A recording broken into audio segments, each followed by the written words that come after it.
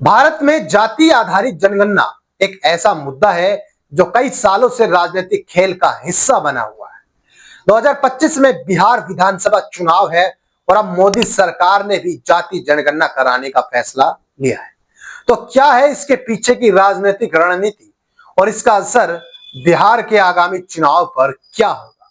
पिछले कुछ सालों में केंद्र सरकार ने जाति जनगणना को लेकर कड़ी आपत्ति जताई, लेकिन 30 अप्रैल 2025 को प्रधानमंत्री नरेंद्र मोदी ने अचानक जाति आधारित जनगणना कराने के आदेश दिए। इस फैसले का उद्देश्य 2025 की जनगणना में सभी जातियों की संख्या का सही आंकड़ा प्राप्त करना। इसके बाद बहुत से लोग सवाल उठा रहे हैं कि क्या यह कदम आगामी बिहार चुनाव को ध्यान में रखते हुए लिया गया है। बिहार में कुछ सालों से जाति जनगणना का मुद्दा गर्माता रहा है।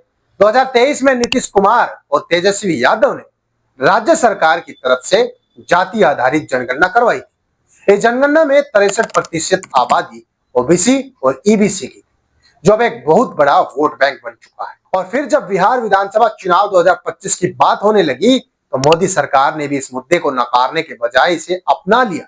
सवाल यह है कि क्या यह निर्णय सिर्फ बिहार की वोट बैंक को साधने के लिए है? दरअसल बीजेपी को यह महसूस हुआ कि यदि जाति जनगणना का डेटा जनता के सामने आएगा तो बिहार जैसे राज्यों में विपक्ष यानी आरजेडी और जेडीयू इसे अपना मुख्य हथियार बना सकते हैं।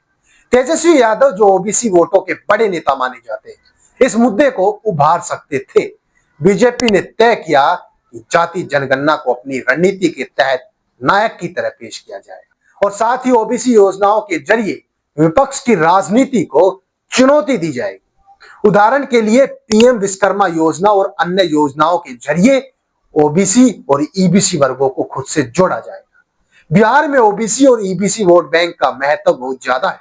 जैसे कि आरजेडी और जेडीयू ने जाति आधारित राजनीति को बढ़ावा दिया है, वैसे ही बीजेपी भी इस वोट बैंक को साधने की अपनी नीतियां बना रही है। 2025 में बिहार विधानसभा चुनाव में जाति जनगणना का मुद्दा एक मुख्य लड़ाई बन सकता है और यह साफ है कि यदि बीजेपी जाति जनगणना को सही तरीके से पेश करती है तो तेजस्वी यादव और नीतीश कुमार के लिए चुनौती बन सकता है।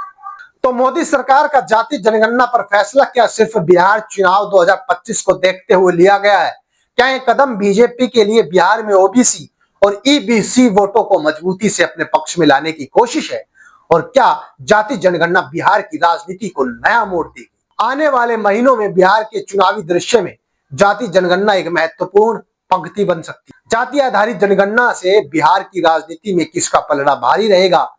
क्या है आपकी राय? कमेंट करके जरूर बताएं। ऐसे ही विश्लेषणात्मक वीडियो के लिए हमारे चैनल को सब्सक्राइब जरूर करें।